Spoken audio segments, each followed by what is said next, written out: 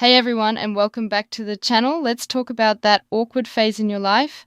No, not the one where you had braces and only wore band t-shirts.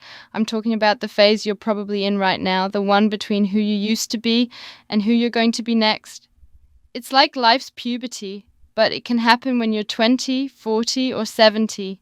You feel weird, nothing fits right, and you're pretty sure everyone is staring.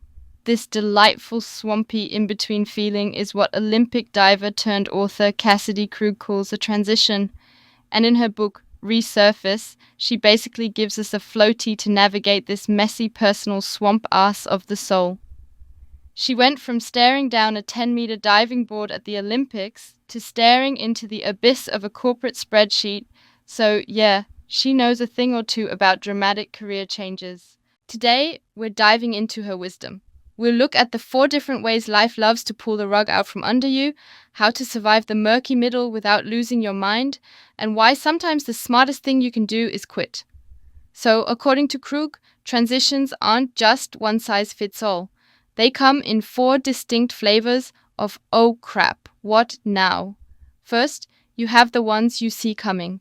This is your graduation, your retirement, or in Cassidy's case, her very last Olympic dive. You know the end date. You've circled it on the calendar. But knowing the series finale is coming doesn't stop you from feeling completely empty when the credits roll and you realize you have to, find a new show for your entire personality. Then, there are the ones that blindside you. These are the rogue waves of life. A sudden injury, a breakup text, or maybe a surprise inheritance from a weird great aunt. One minute you're cruising along, the next you're a social worker like Nora, who gets a cancer diagnosis and realizes the old her is just gone. Her body and her life are permanently changed, and there was no warning label. Third, we have the non-events.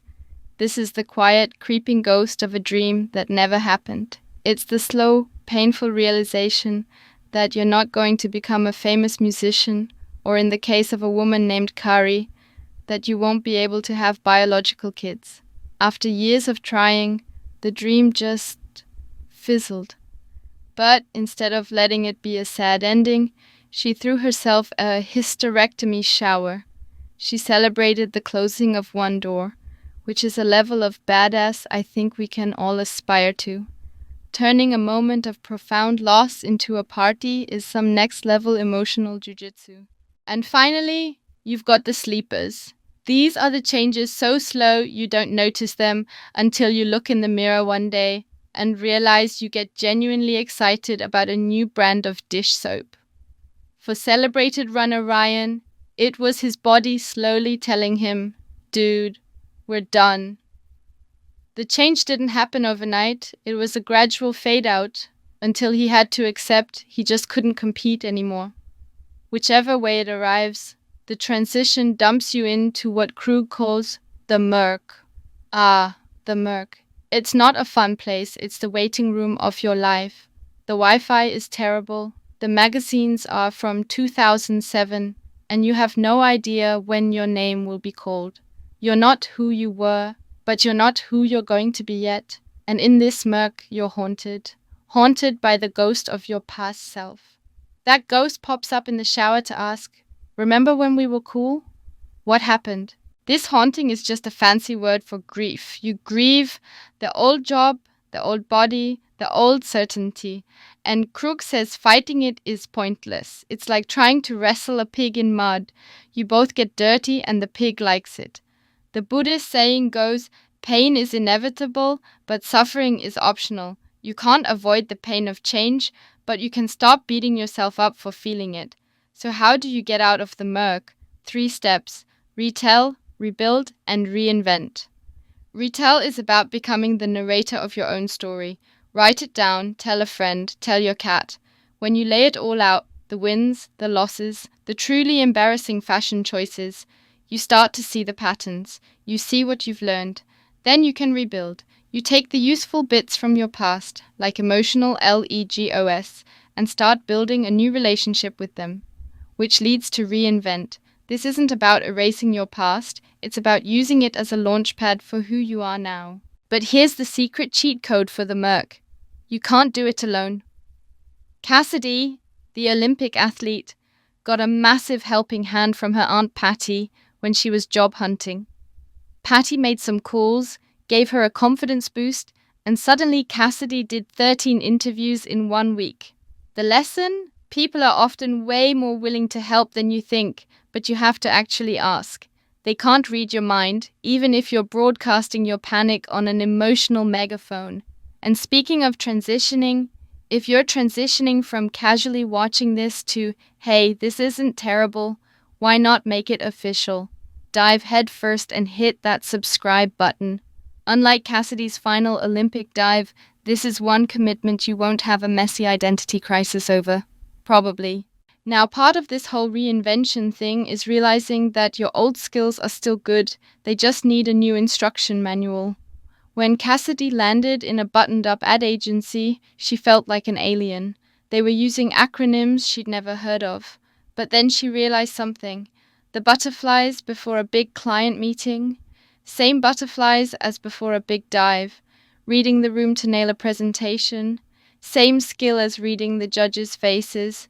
Your past skills don't vanish, they just need a new translation. But here's the flip side. While you're translating old skills, you also have to unlearn old habits. Cassidy's perfectionism won her medals, but in the office it was a one-way ticket to burnout.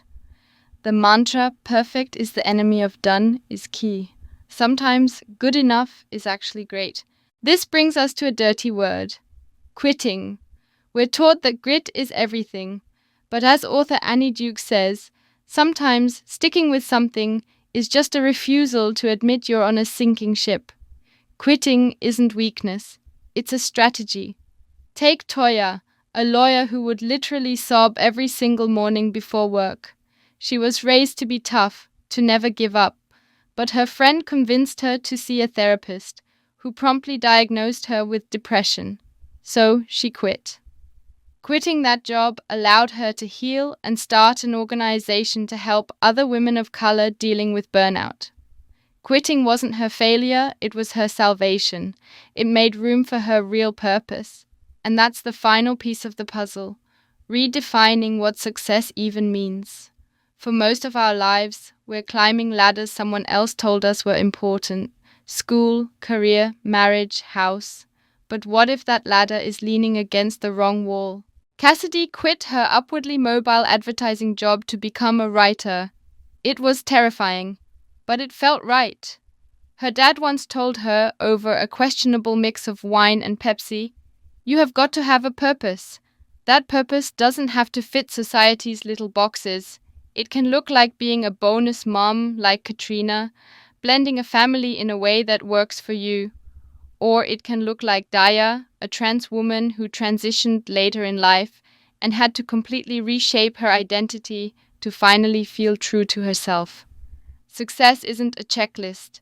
It's living a life that feels deeply, authentically, and sometimes weirdly yours.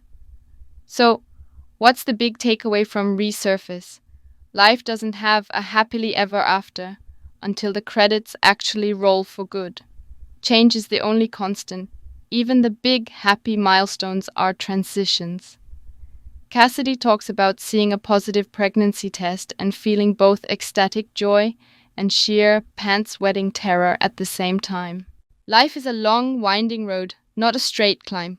And the more we resist the turns, the more we suffer. The book's final lesson comes from an old family friend, Heather, who, when faced with a terminal diagnosis, chose acceptance.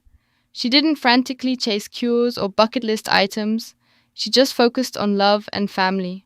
And that's really it. You can't always choose the changes that come for you, but you can always choose how you respond. Life is like trying to change your clothes in the back of a moving car.